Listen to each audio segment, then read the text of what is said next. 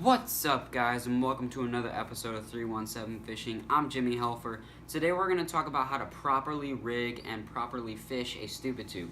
It's one of those baits that's extremely versatile if you know how to use it, and a lot of anglers don't know how to use it, or at least don't use it completely correct. So I'm going to show you guys at least how I fish it and how I believe is the correct way to fish it. There's many ways to fish it. Like I said, it's a really versatile bait. But I'm going to show you guys how to properly rig a stupid tube, so let's get into it. Okay guys, so what you're going to need is you're going to need a pack of tubes, preferably Honey Creek Tackle. They make the best tubes in my opinion. I fish tubes an awful lot, and I've experimented with all different kinds of tubes, and I really love their tubes. They last the longest. They're still really soft, even though they're very durable. They are the original tube company, and they sell them in bulk, which is very helpful.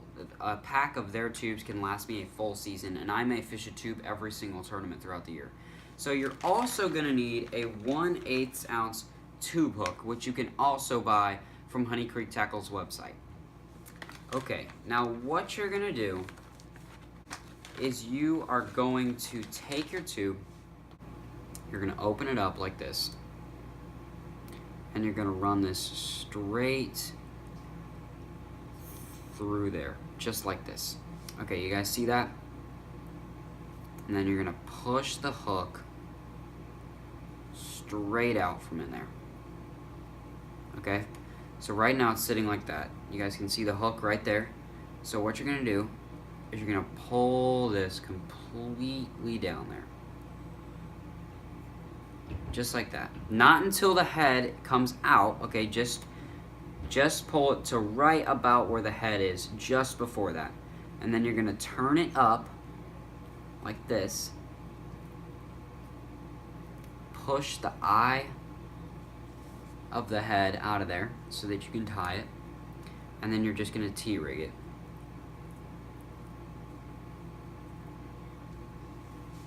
Just like that. That is how I stupid tube. Now there are some anglers, this is one of the other ways that you can fish it. Like I said, it's extremely versatile.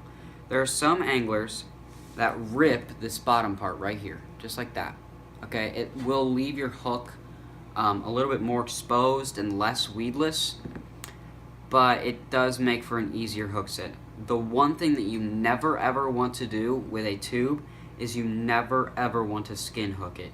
It's really hard to get a hook set with a tube to begin with, and skin hooking it makes it even harder.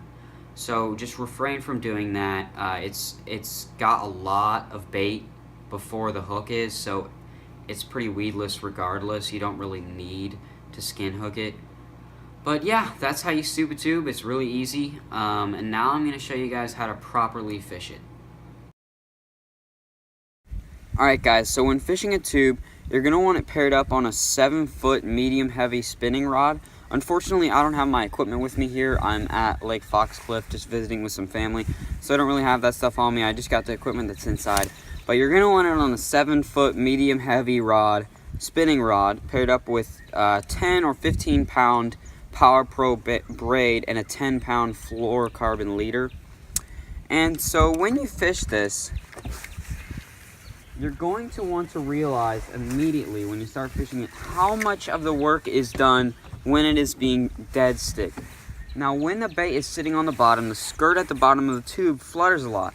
And so when you're working it, you're just going to want to pop it a couple times and then let it sit. Now you got to figure out how active the fish are, because this can be a really good replacement for a jig when the fish are not as active.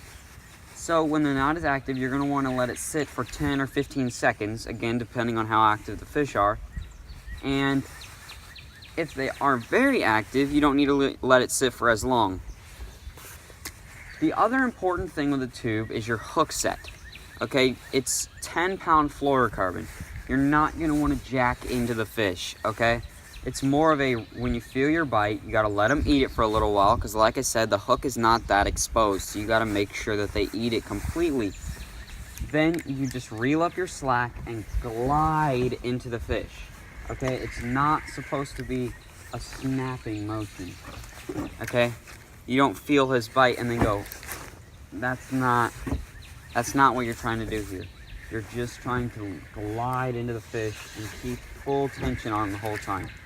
And that is how you properly fish a stupid tube.